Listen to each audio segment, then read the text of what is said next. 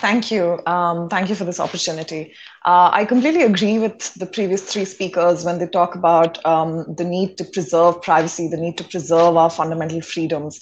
I will not repeat what they've already said and highlighted so very brilliantly, but I will take a moment to talk about the economic aspects of encryption and how all of us, users, businesses, rely on encryption as the strongest tool to protect us today. As we know, the internet is a critical global resource. It brings us incredible benefits, but provided it's accessible and trustworthy.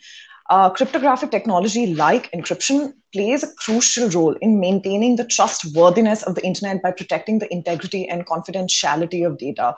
It underpins the authentication protocols, digital certificates, it secures our communication protocols, and it protects access to resources and data at rest. The Internet Society, which I'm representing today, is of the position that encryption is the strongest and most widely available form of privacy and security. It has been so since centuries, and it continues to be an extremely valuable tool in our digital age. This is why I am so vocal about a dangerous trend that's growing fast across the world. Policymakers are using the excuse of addressing illegal and harmful content that Alexander's already alluded to. They want to fight crime online. But using this excuse, governments are passing legislations to break encryption. And these legislations are unwittingly undermining privacy, individual and national security, economic growth and innovation, safety of vulnerable groups like women and children that the legislations aim to protect, and trustworthiness of communications. To be blunt, if these legislations had happened in authoritarian countries, I wouldn't have been surprised. But we are witnessing a thrilling drift. Governments such as Australia, Canada, the United Kingdom have either passed or are discussing legislation that require mandatory internet logs to be stored at the ISP or the data center level. Germany has passed legislation for mandatory man-in-the-middle access for law enforcement. And the United States and my very own country, India, are pushing for mandatory encryption backdoors. The internet is tied to the economy in every single way we can think about. Most commerce has some critical component that exists online.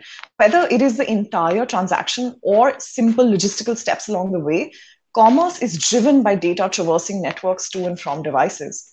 And therefore, it becomes crucial that we keep people's data safe for the sake of privacy and security, but also for the sake of the economy. But this, however, goes beyond transactions on e-commerce. Data stored in computers is encrypted for different purposes, keeping industrial or intellectual property safe, managing HR data, ensuring the integrity of medical reports and medical records, and journalist investigation.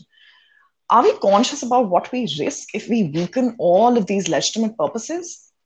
Regulations that weaken or undermine encryption create an unfavorable legal environment for internet companies to thrive. They create an unsafe and unfavorable environment for users to interact with one another. And such legislations incur unplanned costs that go unaccounted for.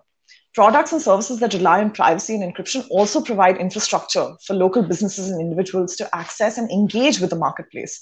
The ambiguity and the unpredictability of such legislation also harms the business environment for companies and businesses that use these platforms' infrastructure. We might not be aware, but encryption is the backbone of the digital economy that contributes 16% of the global GDP.